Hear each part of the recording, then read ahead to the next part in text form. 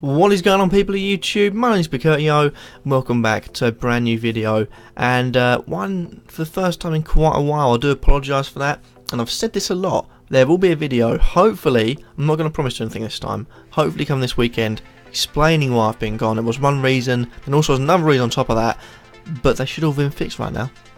So I'm here, and I'm doing a preview, and hopefully, next week, again, I'm not going to promise anything. Review, preview, captain's differentials and dilemma center live. This week there will not be one because I'm still sorting out one of the issues, and I'm not sure about stability of another thing being fixed. So I want to make sure over the weekend I monitor everything. Effectively, my PC's been being a bugger, and I've got to try and make sure it doesn't break again. If it does, I've got to monitor it closely so I know what the problem actually is. But today we've got the preview as well as the FantasyTote selections coming straight up. And of course, starting off as always with the goalkeepers, we've got Kurtyoy, Fabianski, Pickford and Lloris. Now, a mixed bag there, I have to admit, but Kurtyoy is playing away against Crystal Palace, so that's a clean sheet, isn't it? And the Everton one is a bit more, and the Everton and the Swansea one is a bit more confusing. I feel like it could be a mixture of safety, maybe 50% on it, maybe getting a clean sheet, but also safety. They're both very good at making saves. Both statistically have made make saves to a good degree in the past, so they should be good. And Lloris as well. Tottenham face off at home against Bournemouth, so that should be an easy enough task for his team. So look like for goalkeepers, your top-notch goalkeepers, they're your two high-priced tokens. They're the ones you want to go for if you're going to get clean sheets. The other two could get clean sheets and also a few save points, so could score higher than the Chelsea and Tottenham men. And the first FantasyTote bit, we have got the Dream Team selection, where we pick the best 11 players that we think are going to be in the Dream Team, and we put them in our teams. We are going to have Kurtyoy in goal for my team, Azpilicueta, Walker and Davis at the back. We've got Eriksen, Mkhitaryan, Antonio and David Luiz in the midfield, with Kane, Jesus and Batshuayi up top. Very reliant on three big teams doing well. I've maxed out my Chelsea selection, my Man City selection and my Tottenham selection. So like those three teams, although Chelsea being away from home, the other two being home, are playing against teams where they could blitz them. And that's why I've got one of each, at least one of each in the defence, because it may be worth going a bit risky in the defence. Davis should get a clean sheet, Walker should get a clean sheet, Azpilicueta should get a clean sheet. I think all of them are due attacking returns as well, with Kurtyoy picking up another clean sheet point as well. So that left me with two other spots in my team. Antonio, Mkhitaryan fill them out. Antonio, because at the moment he's got no injury on the Fantasy Premier League website, so he should be fine to play. And he's a really lively player that could cause anything at any moment. And also Mkhitaryan, away against Liverpool is a tricky one, the first tough task this season for the Man United boys, but Mkhitaryan is a player that can find a pass out of nowhere, so he makes it into my 11.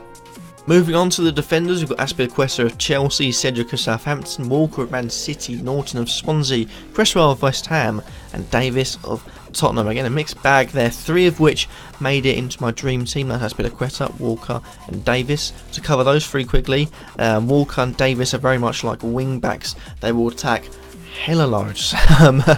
And also the fact that Man City don't have a left back at the moment, and they are playing Delph there. You would say it would be worth putting Danilo there, but you don't know who's going to start, so Walker's next best bet for a fullback position in the Man City colours, and 6.5 million is expensive, but basically a midfielder. Same with Davis, doing really well. If three at the back, he goes even further forward. Even with two at the back this week, he'll still go forward and should be looking at a clean sheet. Azpilicueta's a weird one because he does actually play in the three at the back when they play usually. I think last week against Man City he played a fullback or wing back, but if Moses does come back and he plays in centre back, he gets a lot of assists from there. He can cut in and it almost becomes a two at the back. Let's say with last season's back three, Azpilicueta, Davis, David Luiz and Cahill. Those two, David Luiz and Cahill, will sort of make a two. Azpilicueta attacking, making a third midfielder with the wide players wide of him, the attackers on the front line. So it makes him a really interesting option because he doesn't usually get marks. And we've seen that a couple of times this season. Great assists for Alvaro Morata.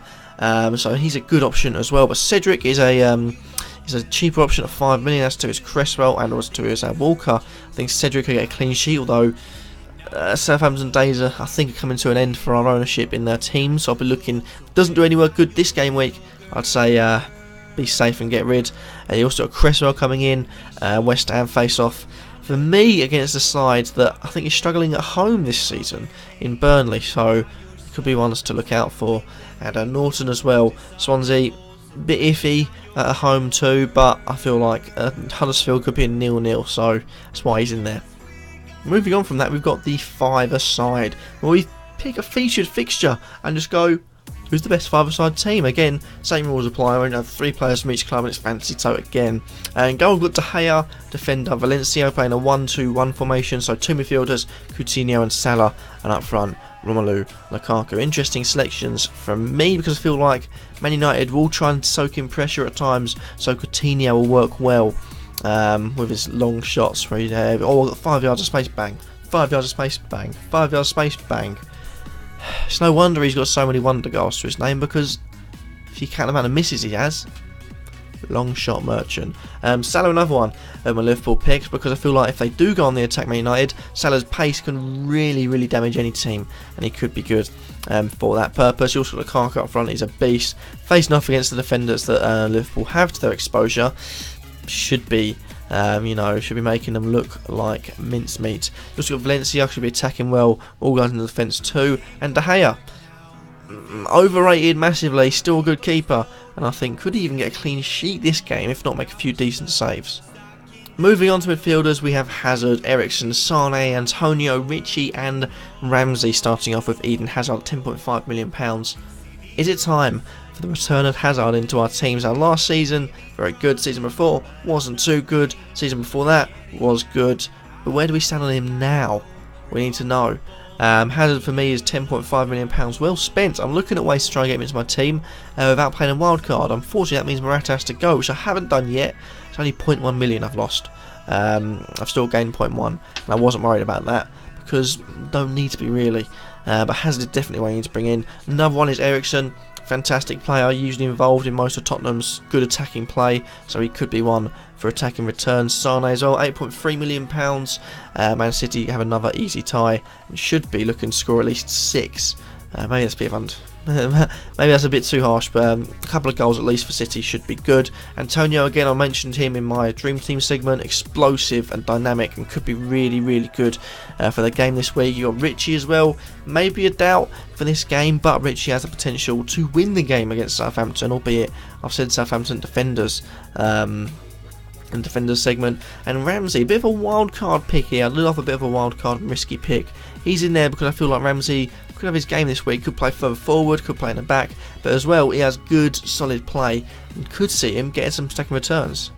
Last up for the FantasyTote bits, we've got Star Club and Star Player. Starting off with Star Club, we've got Chelsea this week. I feel like Chelsea's away game against Palace should end Palace's dismal run of form, as they maybe will get back to at least a point or a goal next week. But this week, conceding a load, not scoring, I can see it happening again. I do feel sorry for Roy Hodgson. He's been chucked in at the deep end dramatically. But Chelsea this week, one of the most consistent scorers without getting a Star Club win, should be there or thereabouts this week. And my star player pick has to be Azpilicueta. Again, a bit of a risk, but who would have thought Ben Davies would have got it the other week? I feel like Azpilicueta this week, it might only be like 2 or 3 goals, but Azpilicueta could be the one to step out of the defence to make the impact, because if they lock down the sides and make sure they've got a tight control on the attackers, that may be Hazard, Pedro, Batshuayi, they don't give the midfielders much room, it could take Azpilicueta making that extra man in the centre to cause something, maybe playing it in toward Batshuayi, although he can't link up with Morata, playing the ball through to Hazard or Pedro, even the fullbacks, or even getting down if he does play as fullback and getting those crosses in. For me, he could be a really good pick, and that's why Azpilicueta is a bit of a risk with my star player pick this week. And lastly, I've got the attackers. We've got Batshuayi of Chelsea, Jesus of Man City, Kane of Tottenham, Vardy of Leicester, and Carroll, West Ham United. Starting off with Batshuayi, replacement hopefully for Chelsea and Alvaro Morata. Didn't start the season too well. It was quite quiet. But I think with Batshuayi, it could be a good pick. However, in previous times last season, when they didn't have Costa available, they didn't play Batshuayi, but more of a Hazard, Willian and Pedro front three, with Hazard playing as a false 9 up front sort of player, making it really dangerous for teams. They didn't really have a striker to mark, so that could be what happens this week, although I doubt it, with Hazard just coming back to first team football. Jesus as well, Aguero's out, Jesus is the only striker they've got. Should be looking to score a few goals this week, along with Kane, who seems to be firing now. He's well and truly out of August, so Kane's now really looking like getting the golden boot again, basically. Vardy, another one, 8.6 million, should be good to go after having injury concerns before the international break.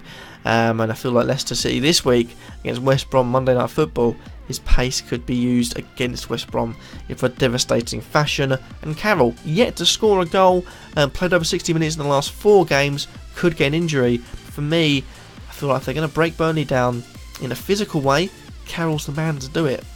And that happens to be that. Hopefully you've enjoyed. Remember to like, comment, subscribe, and let me know in the comment section down below, who do you think this week will score the most points? Anyone I've selected or anyone that I've missed? Let me know all that in the comment section down below. Thank you for watching, and peace.